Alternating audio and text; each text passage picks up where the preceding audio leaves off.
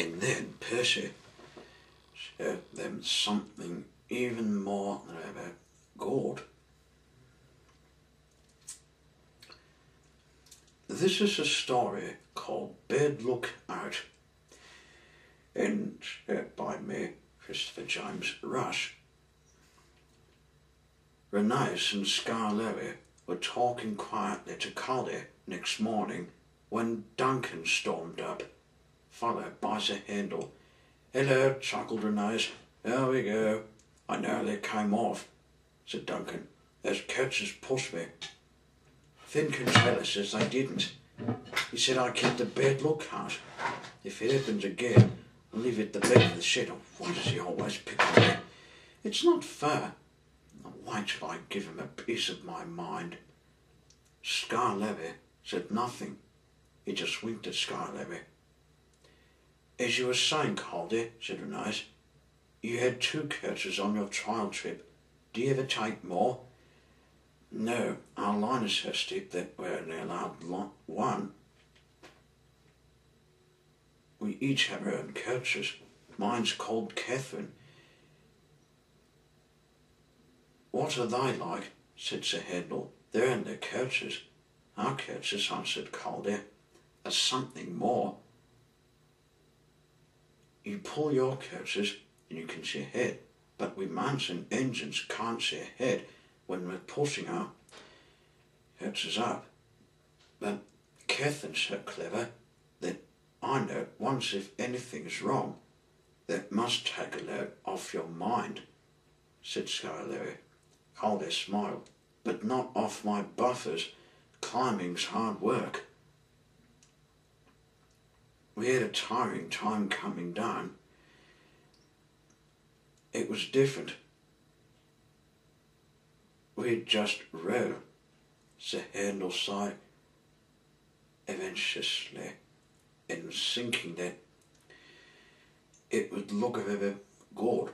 I should like that. With your automatic brakes, it sounds like a rest cure."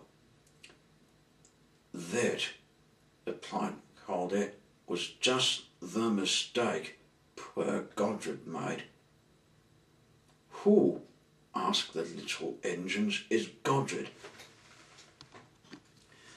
Godred began to tell them what Godred is like, and he was feeling a bit sad about it. Why? Because Godred did something not a bit good. Not a bit good indeed. As if he tried to tell him something, but he was thinking he was being set off. "Godred was our number 1 engine," said Caldy, "and named after the king. Perhaps it went to a smoke box and made him grow conceited. He never kept a good lookout. He just rode down the hill, going fast, not going slow. And it was a bit foolish of him to do that. He looked everywhere but at the track. 'You'll have an accident,' I showed him. 'Pooh,' said Godred. 'I've got automatic brakes, haven't I? And driver's got his air brake. What more do you want?' 'More sense from you,' I said. 'No engine can't stop if he isn't ready to obey his driver's controls.' 'The first thing a young engine learns,' agreed Scarlett. 'Godred never learned sense.' 'Of course he never does,' said Caldy, because he was thinking that sense was a bit rubbish, not looking a bit useful, just looking a bit rubbish.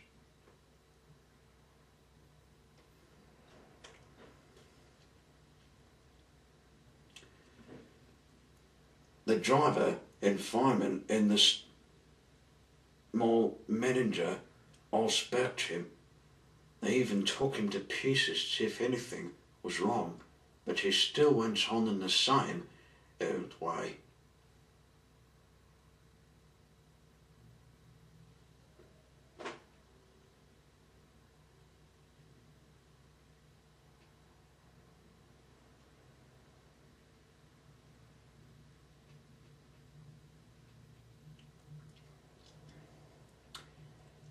One day, while I was going up, I waited for Godred to pass me.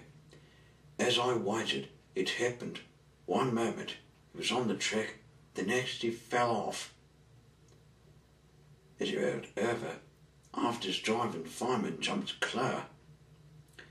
The coach is still on the track, and his driver and a guard just stopped her by putting on a brake.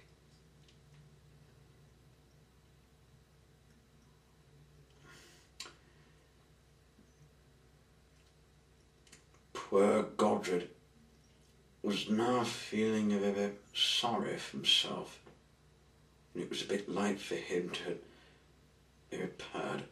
They brought Godred home next day with no money to mend you. They said the driver and fireman and our manager, you'll go to the back of the shed. As time went on, poor Godred got smaller and smaller till nothing was left. What happened? It's not nice to talk about, but what happened? Said Duncan. Why isn't it nice? Our drivers and firemen used Godred's parts to mend us, answered Calder mournfully.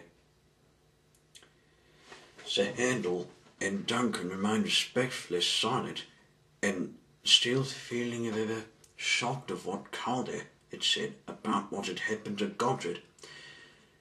After Calder had gone home, neither Scar Levy or Ananias ever mentioned that Calder had made the story up.